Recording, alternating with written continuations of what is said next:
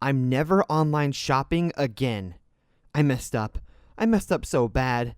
I don't know if I'm in danger or going to jail or what. I don't know how I'm going to live with myself. This all started in the break room Wednesday. As I shoved my leftover Chinese into the microwave, Brian leaned back in his chair, inviting Dave to come over Saturday to light up the pit for his birthday. A small gathering, he said. I never get invited to those things. Never.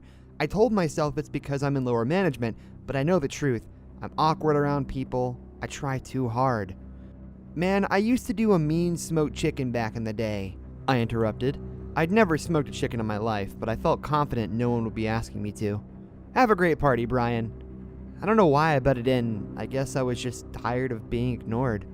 As I reached for the door, fried rice steaming, Brian invited me to the party.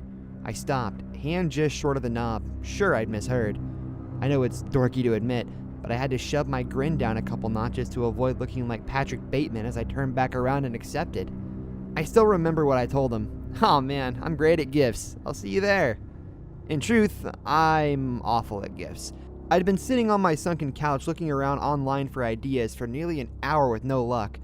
Finally, I settled on a gag gift, something that could be regifted amongst the cool guys in the office occasion after occasion. I wasted another 15 minutes fantasizing about the guys passing the gift around and talking about how I started it all. How witty and funny I was. I could be an office legend. I know it's crude, but Brian had said it would be a small gathering. I figured a few guys from the office and maybe an old friend or two. I decided to take inspiration from my college days and scour the internet for a sex doll. I sucked my breath as I scrolled through the outrageous prices. Just as I was about to give up and go with an old-fashioned blow-up doll, I found a listing from Bad Dolls For You, and she was perfect. The doll's name was listed as Alice. The brief description under the picture proclaimed a taste of Wonderland. I couldn't help but chuckle. Blonde hair, blue eyes, and just over $100 with overnight shipping included. The fleeting thought occurred to me that at that price point, she might be used. But honestly, did it matter? No one was going to be partaking in any activities with her. At least, I hope not. She was to be the white elephant gift passed among the guys. She was the legacy I'd leave behind as I moved my way up management. She was how the guys would know deep down I was one of them, and they could invite me to bar crawls and parties. She would deliver me from this god-awful loneliness. God, I was so stupid. Without any more hesitation or reading, I pressed buy now. I was giddy. She was perfect. I laid in bed that night fantasizing about the shock on Brian's face as he opened the gift. The guys would howl with laughter. They'd slap me on the back, give me some high fives. It was going to be great. The following morning, I woke up with an extra pep in my step. I hummed while I ran the steamer over my collared shirt and gave myself a foamy grin in the mirror as I brushed my teeth. As I strolled to the kitchen and grabbed my cup of joe, there was a swift knock at the door. It couldn't be. Not this early.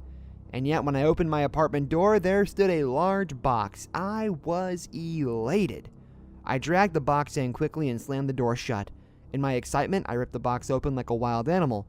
I tore the packaging sheet off the top and paused. She was beautiful, sure, but she wasn't exactly as the ad had shown.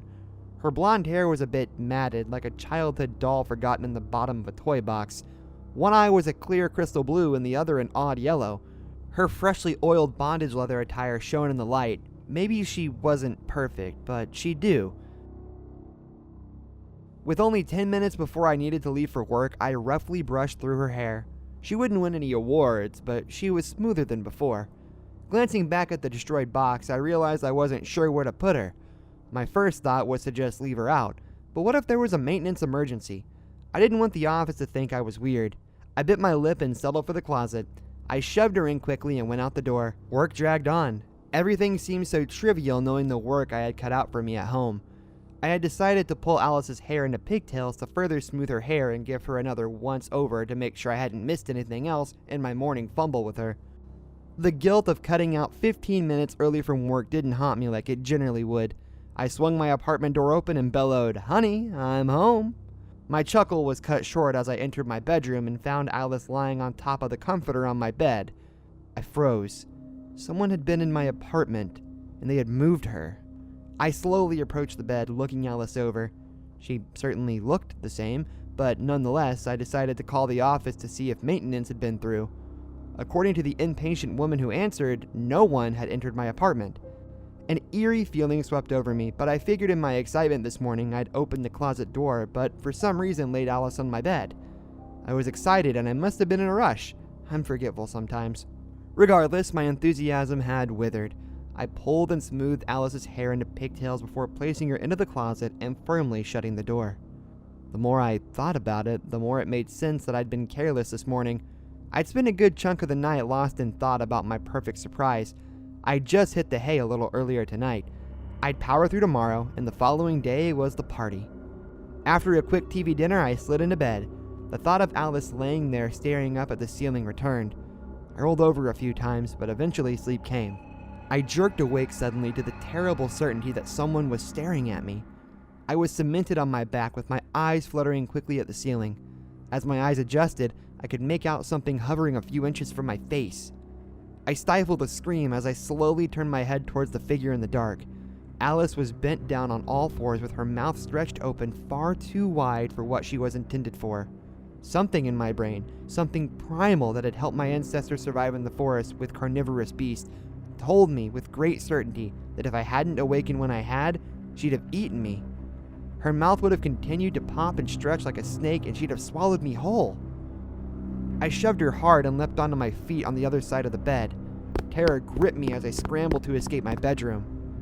I threw my gaze back into my room, expecting Alice to be yanking at the knob from the other side with her jaw jiggling unhinged at her chest. But nothing moved through the crack in the door. I flipped the light from the other side of the doorway and waited. I held my breath, but I couldn't hear anything over the roaring of my blood pressure in my ears. Slowly, I cracked the door completely open. I climbed back onto the bed and leaned over to see Alice sprawled out on the floor. Her head was turned sideways at an angle that begged a broken neck. Her yellow eyes stared dreamily under my bed. She looked different, paler, almost gray. Her youthful cheeks were now sunken. She looked long since dead. "Hey!" I yelled. I didn't expect her to answer, but there was a flood of relief when she didn't flinch. She won't move as long as I'm watching her. I didn't know where the thought had come from, but I knew it to be true. I reluctantly turned to boot up my laptop. I realized far too late that I should have read the rest of the ad. Something was very, very wrong with this doll. Alice was marked as out of stock, but the ad was still there to read. "A taste of Wonderland, the perfect doll for your enemy. Let her ravishingly good looks lull them into a false sense of security before the sweet Alice transforms into a cutthroat queen of hearts. Off with their heads. Just 3 days until your sweet, sweet revenge. Alice will eliminate her owner on the 3rd day, so please make sure she has been gifted to a new owner before that time. We advise leaving no return address. This isn't a gift you want returned to you. Happy haunting." My stomach felt full of ice. I was going to die. This goddamn doll was going to kill me. I threw my laptop against the wall and sobbed. I went to the garage, grabbed some leftover cheap rope from my room and 2 old bike locks and went to work tying Alice up. I didn't know what I was going to do yet, but I couldn't risk her moving around anymore. I'd die of a heart attack before she ever had a chance to kill me. Although at the moment, this might not be the worst way to go. "Off with their heads," flashed through my mind. Sleep didn't find me again that night, but in the early hours of the morning, I had made a decision. I didn't want to die. I would go to work, keep up appearances, and on Saturday, I would give Brian the doll. At work that morning, I was utterly distracted. Alice was bound on my couch, but the thought of not being able to see her worried me. At noon, I shut my office door. I jumped when my coworkers knocked and nearly vomited when the phone rang. At some point, I'd have to go home. At some point, I'd have to wrap Alice up, stick a shiny bow on her, and give her to Brian. At some point, I'd be a murderer. Despite my want to get everything over with, I found myself the last to leave the office. I stopped quickly at the store for wrapping paper. I meant to go straight home after and deal with Alice, but I stopped at the bar for a few drinks first. Lightly stumbling, I entered my home. As I flicked on the light, my heart shot out of rhythm. I slammed my fist against my chest twice before the cramp in my chest subsided. Alice wasn't how I'd left her. She stood in the center of the living room with her head tilted back, one hand raised in a fist, holding a butcher knife ready to thrust towards the ceiling like a victor's battle sword. She looked more rotted corpse than beauty. I'd had enough of this doll. I pried the butcher knife from her gnarled hand and laid her down on the floor. I had no thoughts as I wrapped her. When I was done, she resembled a dead body wrapped in a tacky wrapping paper instead of a sheet. I couldn't wait anymore. I couldn't risk her unwrapping herself. I took Alice with me and propped her against the garage wall as I reclined the passenger seat all the way and shoved her inside. I had no idea what I'd tell law enforcement if I was pulled over, but I couldn't risk not keeping an eye on her. Just after 11:45, I cut my headlights as I pulled in front of Brian's house. I nearly left. I started to cry again. I'd even switched the car back into drive with my foot pushed heavily on the brake, but the wrapping paper finally rustled. Exhausted and bordering on a psychotic break, I shoved the shifter back into park and got out of the car. Carefully, quietly, I took Alice to the door. I rang the doorbell 4 times fast and ran to my car. My tires squealed as I tore away from the house with just enough time to see Alice fall through the opening door. I didn't go to Brian's party. I couldn't. Guilt feasted on me through the weekend. I barely ate, barely slept. When I did, Alice was there, butcher knife in hand, rotted flesh flapping from her jawline as she screamed in a dying animatronic voice, "Off with their heads!" Today is Monday. I'm sitting at my desk. We've been open for just over an hour. Brian hasn't showed up or called in. Just before I posted this, I went back and checked Bad Dolls for You's ad.